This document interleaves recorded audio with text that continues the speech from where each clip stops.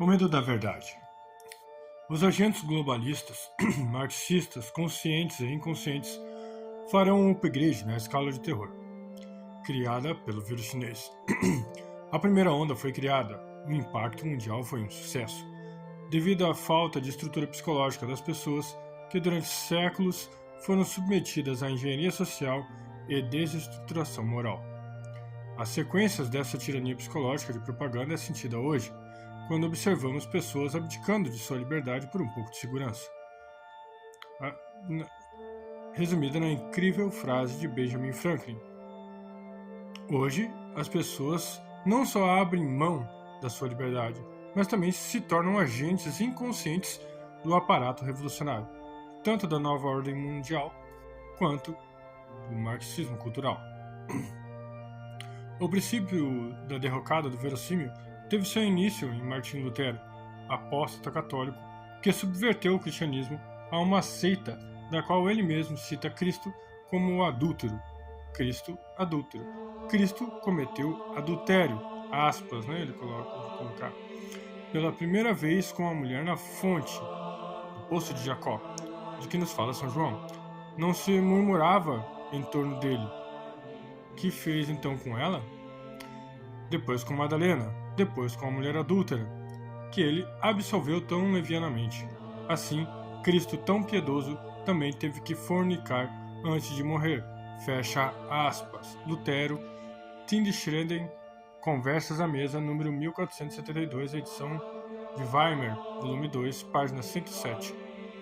Neste episódio, abriu-se as portas para tudo o que presenciamos hoje. Após esse duro golpe contra a fé cristã, pode-se então dar início à sua derrocada.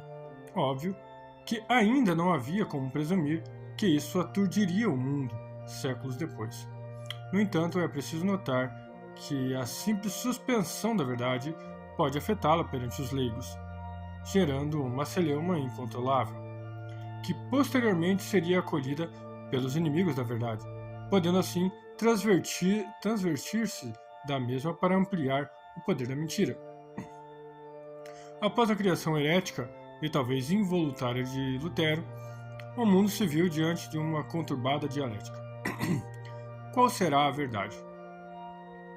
Observando os desdobramentos ocasionados pela ruptura com a Igreja Católica, os países viram a oportunidade de construir a sua própria verdade. Por consequência, os escolásticos e aristotélicos foram sendo silenciados e suprimidos dos anais da história. Acendeu-se então a maior aberração da história, a Revolução Francesa, onde se perverte toda a veracidade do divino. Deus agora era uma criação do homem, a coroa da criação humanista, já pré-concebida em meados de 1300 e ampliada magnificamente por Erasmo de Roterdã, o príncipe do humanismo, que foi beatificado por Rousseau e Robespierre em 1789. Começava ali o iluminismo, na clara intenção de destituir ainda mais o prestígio da Igreja Católica. As palavras eram igualdade, fraternidade e liberdade, o que à primeira vista soa muito aprazível. No entanto, não devemos nos furtar do efeito ponerológico que os leigos haviam sofrido pela deturpação da verdade. Então, três fontes políticas arregaram-se o suprassumo do lema: igualdade, comunismo, fraternidade, fascismo, liberdade e liberalismo. Obviamente que os três estão totalmente destituídos dos valores cristãos. Esses mesmos valores que fundaram o Ocidente não estão de maneira nenhuma alocados nestas correntes, uma vez que essas correntes visavam destruir o Logos divino e endeusar o homem como um operador da história. A história pós-iluminista será um massacre da verdade, onde tudo será relativizado, inclusive a própria história.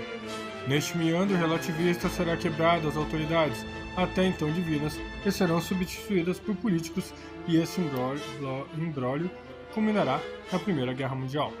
A monarquia foi destronada com apenas um ato, digamos assim, confuso, entre dois países relativamente pequenos e com pouca expressão mundial, politicamente falando, Áustria-Hungria e Sérvia.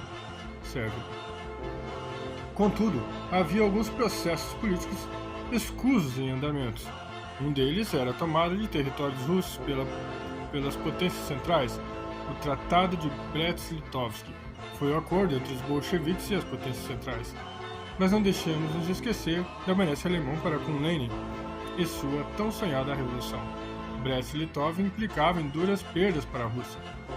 Pós-Primeira Guerra, é a vez da Rússia favorecer a Alemanha nazista, oferecendo terras para a produção de armamentos e tanques, o Pacto Molotov-Ribbentrop, pois o Tratado de Versalhes proibia a Alemanha de produzir aviões e canhões militares, entre outras imposições. Já na Segunda Guerra Mundial, vemos o fascismo e o comunismo juntos. Faltava então o liberalismo, afinal, as três tiveram a mesma gestante, a Revolução Francesa. Os três então guerrearam entre si. Primeiro juntou-se o liberalismo e o socialismo contra o fascismo, e depois de combater o fascismo, começou a Guerra Fria, liberalismo versus socialismo. Mas então surge o progressismo, uma linha política que reuniria os três pilares da Revolução outra vez. O progressismo, por sua vez, sabia que para cooptar as nações precisaria de um aparato monstruoso e viu na Liga das Nações seu maior triunfo. Está consolidado o aparato do globalismo, uma monstruosidade supranacional que fará intervenções mundiais sem nenhuma represália.